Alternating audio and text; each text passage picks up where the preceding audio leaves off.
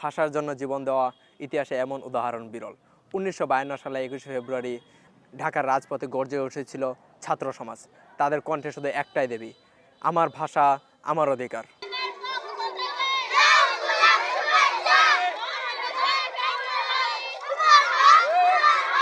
তারা যুদ্ধ করেছে জমির জন্য নয়, ক্ষমতার জন্য নয়, মাতৃভাষার বলার অধিকারের জন্য।